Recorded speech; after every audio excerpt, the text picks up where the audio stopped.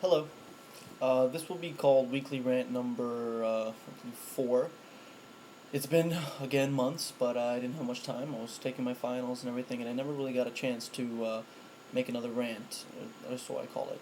Well, the thing about this one is I want to sort of make it a rant slash a response video in the topic of Michael Jackson, because I see a lot of videos out there right now, saying, thank God he's dead, he was a child molester, he was this, he was that, and, for disclaimer, I'm a big fan of his, and, I want to sort of just give my views on the situation, on why I believe Michael Jackson is the way he is, and why things turned out the way they were, so, quickly just to overlap, we all know what Michael Jackson is. We know that he was a huge, phenomenal star, that he was acting and, that he was performing, and he was on the road since 5 years old. He was in the Jackson 5, and he became a very successful performer, being part of the Jackson 5. And then he went ahead and branched out in the 70s for his own act, culminating with the biggest selling album of all time, of all artists, Thriller in 82. So, he was under a lot, he was busy. Let's just say his whole life he was busy. So, he was always a very reclusive performer throughout the 80s. And then, he had the Bad album in 87, and then he went on tour with that. And it was around this time that certain rumors started about him, that he slept in a hyperbaric chamber, that, he has a shrine to Elizabeth Taylor, that, there just some ridiculous things. Michael Jackson's shrine to Elizabeth Taylor in his home, he sleeps in a hyperbaric chamber. Those were the big ones. Obsession with his skin and his supposed surgeries started at this time. But then, all this was nothing compared to what happened in 93 with the molestation accusation. So, what happened with that is Michael Jackson, he is what Dr. Katz of the 2005 trial described as a regressed 10-year-old. So, he does have what is colloquially called as perhaps Peter Pan syndrome. He never really grew up. So, he was always hanging out with a lot of children, a lot of, boys, namely. Because if you're a 10-year-old boy, you hang out with 10-year-old boys, Shoot, kids probably thought they had cooties back at the age of 10. So, make a long story short, he was hanging out with boys, and then one of these boys, Jordan Chandler, turned out to be one that wasn't good to mess with. His father, Evan Chandler, was convinced that Michael Jackson was, quote, fucking his son, and he looked into it, and he went to a lawyer. So he went to this lawyer, and, he described what was happening, and it was pretty much, it was giving the impression that he was seeking money. The lawyer then forwarded him to a psychiatrist, etc., and then he had to go, and then the police were called. Tom Sneddon, that garbage, the DA who has the vendetta against him, he started the investigation. He did he ordered the strip search of Michael Jackson, where he had to stand in a room naked for 20 minutes, and people just photographing him, because it was supposed to corroborate an alleged description of Michael Jackson's genitals. They were saying, that he had a certain blotch of vitiligo on his penis that the boy correctly identified. In any event, if, you would assume that this evidence was overwhelming and that the case was shut and the supposed molester of your son would go to jail, his father then offered some money. Michael Jackson counter-offered, and they accepted. It was a sum upwards above $20 million. Now, one would think, if you were innocent, why would you pay so much money? But then again, you should ask the question, if you know the man is guilty, why would you accept any money? If this is your son, he's been humiliated, he's been traumatized for his whole life, he's been molested. Is any amount of money really worth it? Or was it your goal to just get an amount of money? To set it up, to make it seem like it was so. I mean, his son, at his age, he wrote a very, very elaborate affidavit describing their sexual relations. One would think that he had, the knowledge or the foresight that he could stop it. He wasn't as young as some of these victims of the Catholic Church. He was a teenager. Thank you, Mac. I believe he was around 13 years old. And then so as the father, taking the money is very shady. It kind of shows that that's all he really wanted. And then as for Michael Jackson giving the money, that doesn't explain anything. As a matter of fact, the man is a super, super wealthy man. He's worth an estimated, all debts aside, but all his values and holdings and everything, of $1 billion. If the cost is $20 million to get a disgusting thing out of the way and not have to go through a grueling case, even if you're innocent, it's worth $20 million.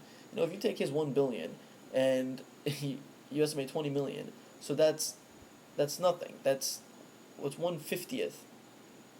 All right, that's 1/50th of his value. That means if you have $1 million in the bank, all you're giving away is 20 grand. Is it not worth it? Think about it. Just get rid of some disgusting garbage like that. Your lawyers are going to cost so much money. You would have paid millions in lawyer fees. Or you could just skip the whole thing and just pay that money. Father took it. And then if he's a supposed child molester, why did he continue doing it? Or you say he did do it. So then, in all his years, only that one boy confronted him, got money, forgot about it. And then, over 10 years later, another boy it happened to, and then he sued him, and then it just moves on. One would think that if you're a molester, you're going to be a chronic child molester. And then, what happened after this? He got addicted to painkillers and anxiolytics and certain drugs to help him fall asleep and just cope with the pain. He really got broken up. This is a man that's a philanthropist that loves children, that helps children, that innocently, acts on their level, and then it turns out to work against them. So he then released his history album, which many call, a state of paranoia, because, he was abused. He was single-handedly chosen out. All the garbage, so much is said about him. I was reading an article once that described how the media was actually out of sync with the public's perception of Michael Jackson. That overwhelmingly he had a large fan base, and many people, a majority of people, even in the first accusation, believed he was innocent. Yet the media portrayed it as though he was 100% guilty. They had flashy headlines that had nothing to do with the story, just to draw in viewers, to make money. They're a business too. So what it was that an overwhelming majority of newspapers and different sources were biased and were against Michael Jackson and had slander. That's pretty much all it is.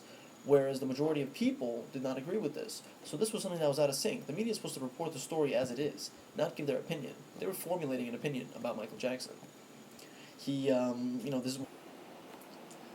this was also about the time that he started getting, supposed a lot of plastic surgeries and whatnot. And although in his interview with Martin Bashir, the piece of crap journalist, that he only had 2 surgeries on his nose, and also the one on his scalp when he was burnt in that Pepsi commercial, many say that that he had a lot more surgeries than what he admits to. What I recommend is to go onto YouTube and search any video that says Michael Jackson face change, and watch the one that shows that his face actually did not change. That the changes aren't as drastic as what was claimed in the media as far as chiseling bones and dimples and clefts and everything, and the reshaping. Because this video shows, for example, a picture from 1985 and a picture from 2005, and it shows using measurements. Thank you, Mac, again. Using measurements and everything, that it shows that it's the same person, same distance and everything, and then you kind of see it side by side. You see the pictures. Also, these pictures will also prove to you that he has vitiligo. For example, a music video called "They Don't Care About Us," the version when he's in Brazil. You can clearly see a lot of the times when he has his arms out like this and his chest is very open, you can see the blotches. But there's this one specific video that I like with this, with this pretty girl where she's the narrator. She created the video, and his song "Speechless" is playing in it. I don't remember exactly what it's called. I'll put the link in later. But she bleaches the photos or something or overexposes them, and you can see that the blotches. And then when you watch the video regularly, you can see what it's talking about, and you search other pictures. For example, one of his brothers said that he started wearing the glitter glove because that was a major patch of vitiligo on his hand, and he wanted to cover it. That's why he did it. So the vitiligo definitely explains a lot. It overexposes the skin, it makes him prone to cancers. He has to apply a lot of makeup, and plus he wanted to blend in the skin. So that's what happened with that. And then he does the interview. Martin Bashir totally screwed that over. I want everybody to download the rebuttal videos, okay? I'll try and put up the torrent if they allow me. And you guys will see when Martin Bashir cut his cameras, Michael Jackson's cameras kept rolling. And they weren't hidden cameras. They were mounted right on the light posts and everything. He was aware of them. Sometimes you can even see him looking at them. And it shows how he was actually praising Michael Jackson, and how his final cut, the one that aired on TV with his voiceovers, was a complete fabrication just to make it a hype story for people to watch. Then that created the cause for the second accusations.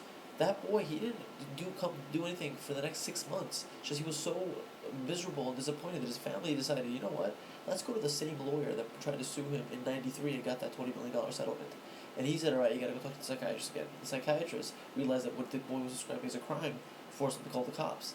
They first went to a lawyer, not the police. They weren't upset over molestation. They were like, hey, let's go to a lawyer, get some more money. They tried to screw over at JCPenney, they had welfare fraud. I mean, come on, these people were chronic thieves. And long story short, they bullshitted too much. Michael Jackson this time said, fuck that, I'm not paying anymore. Too many people will think I'm guilty. went to court, killed himself over it, all the stress, won the case, and vindicated himself, yet people cannot accept that.